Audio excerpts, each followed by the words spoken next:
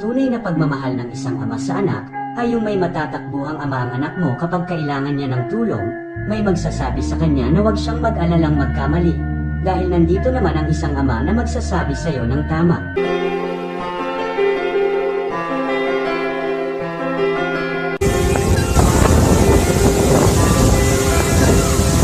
Ngayong araw, ang ipapakita ko sa inyo ay ang Indian drama film na may pamagat na Like Stars on Earth na ipinalabas noong 2007. Simpleng buhay lang mayroon ang pamilya Awasthi. Pagkatapos mag-almusal ang padre de pamilya na si Nand Kishore, ay papasok na ito sa trabaho, habang maiiwan ang kanya asawang si Maya para asikasuhin naman ang kanyang dalawang anak. Ang panganay na si Johan, palaging nagtatap sa kanilang klase at aktibo sa pagsali sa mga sports activities, kasali siya sa gaganaping Interstate Tennis Championship. Samantalang ang pangalawa nilang anak na 8 years old, si Ishan, grade 3 student, hindi makikita ang interes sa pag-eskwela, likas na mapaglaro ang kanyang isipan sa kung ano-anong bagay. Kailangan ng kanyang ina na ibuhos ang pag-aasikaso dito para hindi ito malate sa eskwela. Kung sa ibang bata, excited sila at na-enjoy nila ang pagpasok ng eskwela, pero para kay Ishan, ito ang lugar na ibig niyang iwasan, lalo na kapag dumating na ang kanyang guro at pabasahin na siya nito ng libro. Sa edad na iyon ni Ishan ay hindi pa siya marunong magbasa at sumulat. Sinasabi ni Ishan na ang nababasa niya ay mga sumasayaw na letra, napapatawa na lamang ang kanyang mga kaklase. Sa buong klase, si Ishan ang may pinakamababang marka, kahit sumigaw ang guro.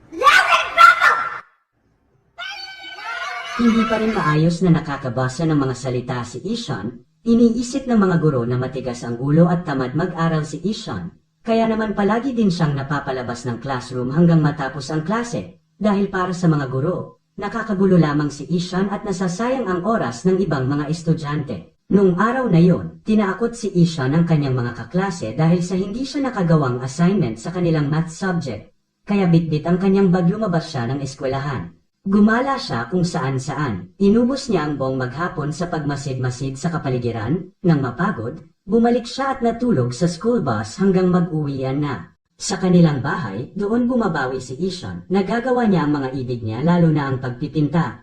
Naroon din ang tangi niyang kaibigan at umuunawa sa kanya ang kanyang kuya Johan. Malimit ding napapaaway si Ishan sa mga bumubuli sa kanya, kaya kapag nalalaman ito ng kanyang ama, napapagalitan siya nito. Binihisan ni Maya si Ishan, pinagsabihan itong huwag nang maglalaro sa labas ng bahay para makaiwas ito sa pang-aaway ng ibang bata.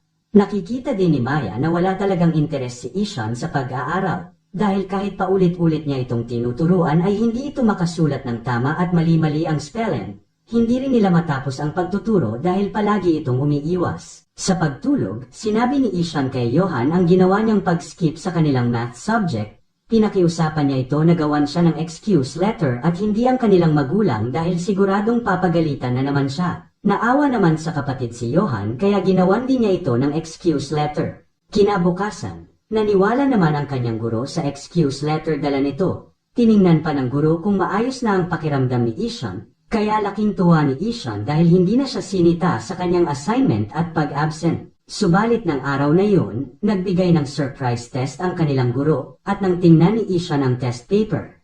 Hindi alam nito kung paano niya isosolve ang given problems hanggang maisip na lamang niya na ang planetang number 3 ay nakipaglaban sa planetang number 9, nagwagi ang number 3, kaya number 3 ang kanyang isinagot. At yun ang naging paraan niya para sagutin ang lahat na nasa test paper.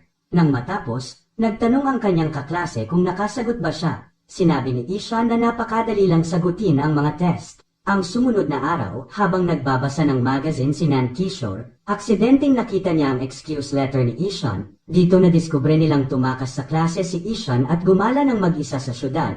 Pinagalitan nila ito at tinanong kung sino ang gumawa ng kanyang excuse letter, pero hindi nagsalita si Ishan. Ayaw niyang pag-alitan din ang kanyang kuya Johan. Hanggang ipatawag na ng principal ang mga magulang ni Ishan, nabigla sila nang malaman nila ang mga pinaggagawa nito. Bukod sa bagsak ito sa mga test, ay wala itong improvement sa kanyang pag-aaral. Sinabi ng principal na ikalawang beses na ni Ishan na nasa grade 3, kaya baka sa susunod na taon babalik ulit siya sa grade 3. Ipinayo rin ng principal na paaralin na lang si Ishan sa paaralan na may kakulangan sa pag-iisip.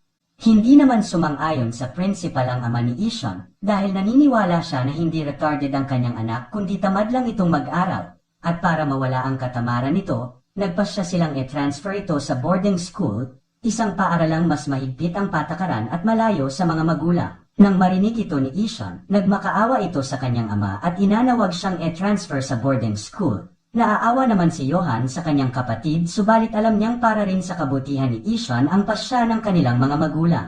Dinala ni Maya si Ishan. Ito ay para hindi matuloy ang pagdala kay Ishan sa boarding school, pero sa pagmamadali ni Maya, napahiwalay si Ishan sa kanya at huli na ang lahat dahil nagsimula ng tumakbo ang tren hanggang maiwanan na nito si Ishan.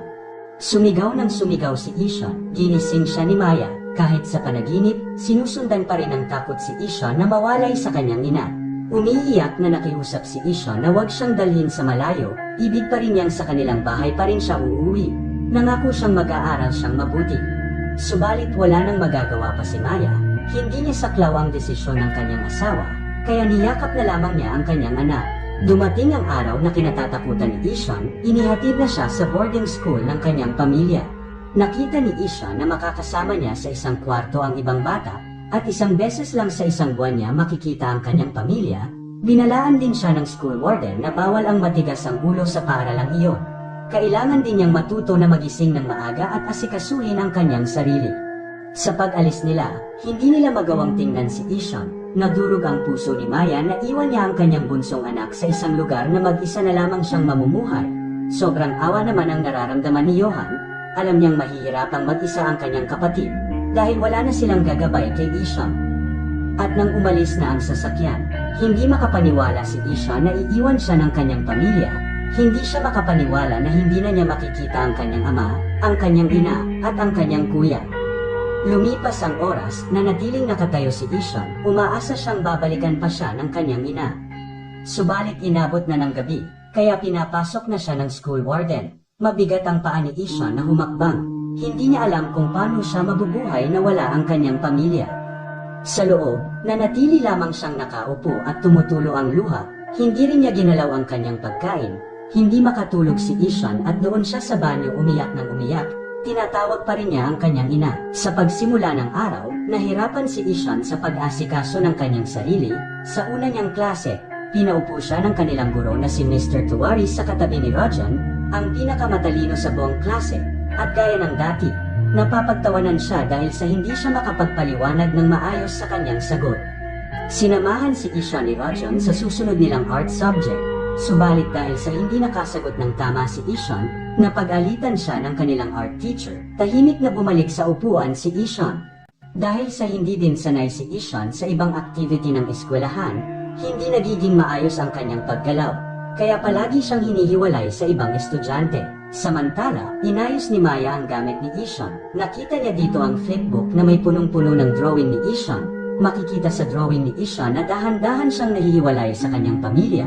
Napaiyak ng lubos si Maya. Sa pagdaan ng mga araw, wala na siyang ibang iniisip kundi ang makauwi na at makita ang kanyang pamilya. Wala ring pagbabago sa kanyang pag-aaral, wala ring tutulong para sagutin ang kanyang mga assignments. Hindi gaya noon, na inaasikaso siya ng kanyang ina at kanyang kuya Johan. Kaya pakiramdam ni Ishan wala nang nagmamahal sa kanya. Dumating ang katapusan ng buwan. Dumalaw ang pamilya ni Ishan pero nagkulong ito sa kwarto at umiyak. Nang lumabas, nagtatakbo ito paikot-ikot sa basketball court, at nang mapagod, kinausap siya ng kanyang kuya Johan. Isinama nila si Ishan sa hotel. Binigyan siya ni Johan ng mga gamit sa pag-painting, pero wala pa ring imik si Ishan. Kinabukasan, nakita niyang naglalaro ang kanyang ama at si Johan ng tennis. Naramdaman ni Ishan na mas mahal ng kanyang ama si Johan. Sa gabi, muling iniwan nila si Ishan. Hindi umiyak si Ishan pero mababanaag sa mukha nito ang daladalang kalungkutan. Ang sumunod na araw, kahit nakatingin sa malayo si Ishan, palaging iniisip nito na sana'y makauwi na siya sa kanila at maibalik na ang dati niyang kinagis ng buhay. Dumating ang kanyang kaibigan na si Rajan. Ibinalita sa kanya na wala na yung dati nilang art teacher at may pumalit na temporary teacher. Nagulat ang mga bata sa pagpasok ng bagong nilang art teacher na si Ram. Naka-clown costume nito na kumakanta, na siya namang nagustuhan ng mga bata. Kaya maging ang mga bata ay napasayaw na rin kasama si Ram, maliban kay Ishan na nakatingin lang sa nangyayaring kasiyahan. Sa pagsimula ng kanilang klase, Sinabi ni Ram sa mga bata na mag-drawing or mag-painting sila at ilabas nila ang kanilang pagiging malikhain. Habang nakapagsimula na ang lahat ng estudyante, napansin ni Ram si Ishan na hindi ginalaw ang kanyang papel at nanatiling walang imik. Inisip ni Ram na nag-iisip pa si Ishan ng gagawin, pero nang matapos na ang lahat, nakita niyang hindi pa rin nag-drawing si Ishan.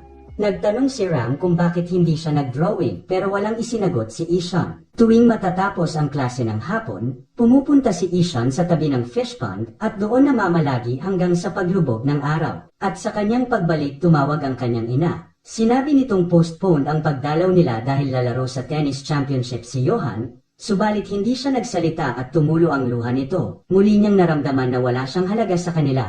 Saka iniwan na lamang ni Ishan ang telepono. Kinabukasan, nadaanan ni Ram na nasa labas ng classroom si Ishan. Nang tanungin siya ni Ram, umiwas ito at hindi nagsalita. Kinausap ni Ram ang tanging kaibigan ni Ishan na si Rajan. Dito nalaman ni Ram na pilit na nag-aaral si Ishan, pero nahihirapan itong matutong magbasa at sumulat, kaya palagi itong napapagalitan ng mga guro. Tinatawag siyang tamad at hindi normal na bata. Nabahala si Ram dahil ramdam niya ang kalungkutan sa mga mata ni Ishan na dapat sanay katulad siya ng mga bata na naglalaro at masayang nag-aaral. Tiningnan ni Ram ang mga lumang notebooks ni Ishan. Nakita ni Ram hindi totoong tamad na estudyante si Ishan. Marami din itong isinusulat sa kanyang mga notebooks. Napansin nito ang mga letra na minarkahang bilog ng mga guro dahil sa baliktad na pagkakasulat at mga maling spelling. Naisip ni Ram na maaaring ang mga baliktad na letrang iyon ang nagpapalito kay Ishan. Maliban sa pagtuturo ni Ram sa boarding school, tumutulong din ito sa isang eskwelahan para sa mga espesyal na mga bata. Kasama niya dito ang kanyang girlfriend na si Jab-in. Napansin ni Jab-in na may iniisip si Ram. Sinabi ni Ram na naaawa siya kay Ishan sa kalagayan nito sa boarding school. Nababahala siya na baka hindi kayanin ni Ishan ang hirap na nararanasan nito. Samantala, ng araw na yon nasa tennis championship si Johan. Mapapansing hindi maganda ang kondisyon ng paglalaro ni Johan dahil sa iniisip din nito ang kalagayan ng kanyang kapatid sa boarding school. Nang matapos ang laro, natalo si Johan at hindi nasiyahan ang kanyang ama sa resulta. Hindi maalis sa isipan ni Ram si Ishan, kaya nagpasya siyang alamin niya ang punot dulo ng problema nito. Pumunta si Ram sa bahay ni Ishan, malugod naman siyang pinapasok ng mag-asawa. Nagulat si Ram sa nakita niyang mga drawing at painting sa kwarto ni Ishan, lalo siyang humanga sa pagdrawing ni Ishan sa flipbook kung saan makikita na nahihiwalay siya sa kanyang pamilya. Sinabi ni Nan Kishore na kaya sila nagpasyang transfer sa boarding school si Ishan dahil sa pagiging matigas ang ulo nito at tamad mag-aral. Kinuha ni Ram ang isang kahon na may mga salitang Chinese na nakasulat, pinabasa ito kay Nan Kishore. Nagreklamo si Nan Kishore na hindi niya mababasa iyon dahil wala siyang alam sa mga letra ng Chinese. Sinabi ni Ram na ganyan din si Ishan, hindi niya mababasa ang isang salita dahil hindi niya maintindihan ang mga letra. Iyon ay dahil sa may sakit si Ishan na dyslexia, isang uri ng sakit sa utak kung saan nahihirapan ang isang tao na tandaan ang mga letra o simbolo kaya hindi niya mabasa ang isang salita. Subalit hindi naapektuhan ng dyslexia ang buong katalinuhan ng isang tao. Normal pa rin itong tao. Doon lang sa aspeto ng pagbabasa ito nagkakaroon ng problema.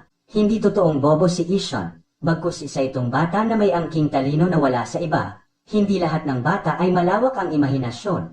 Katulad sa ginawang painting ni Ishan na dumaan ang mga sundalo sa ilalim ng lupa para malusutan ang mga kaaway.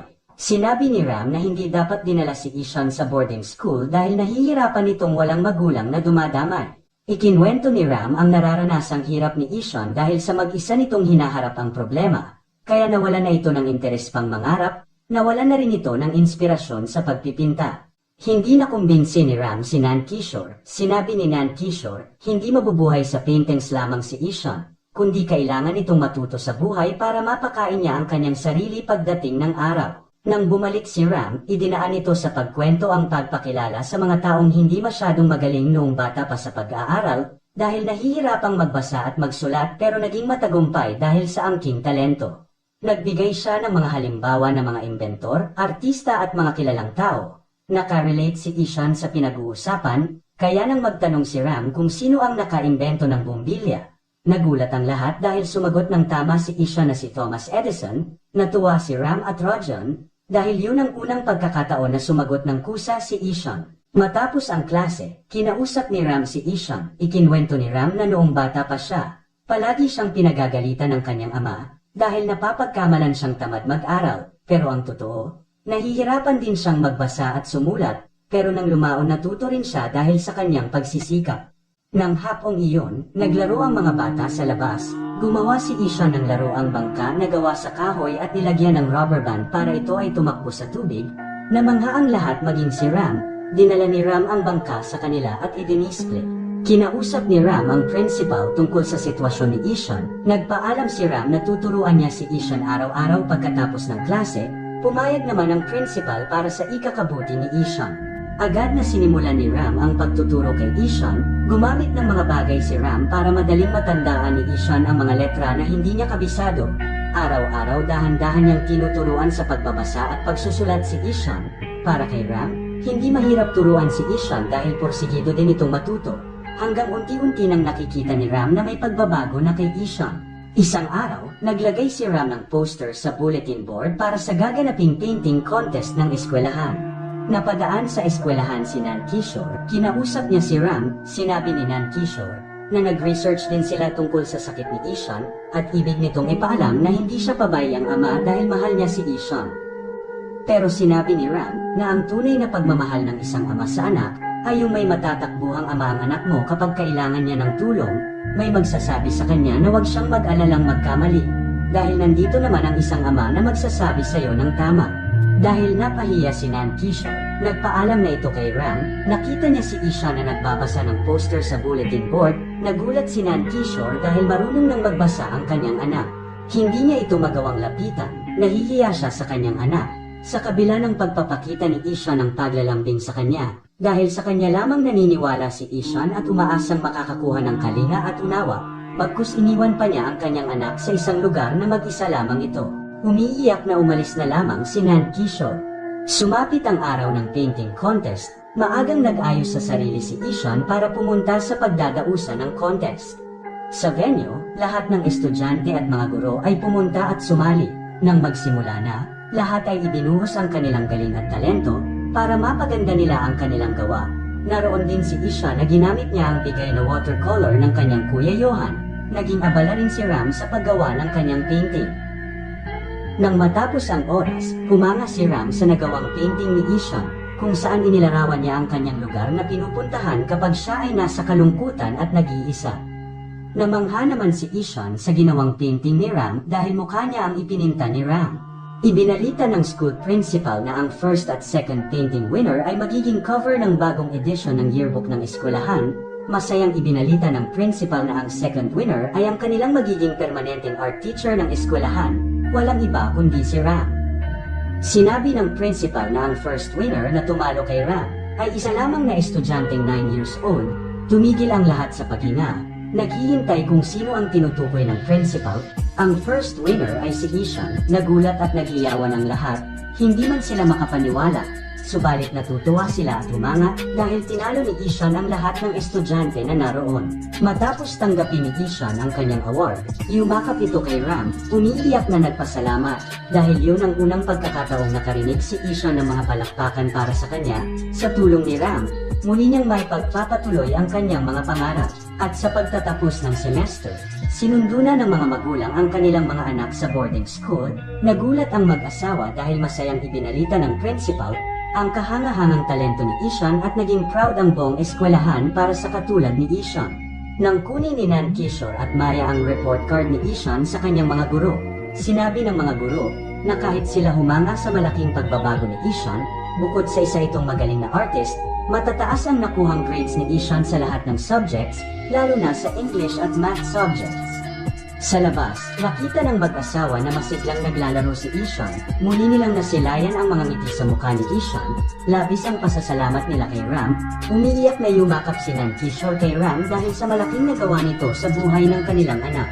Para kay Ram, marami na siyang nagawang painting, subalit ang pinakamaituturing niyang obra maestra ay ang painting niya kay Ishan dahil hindi lang niya naipinta ang mukha nito, kundi nabigyan pa niya ng kulay ang buhay ni Ishan.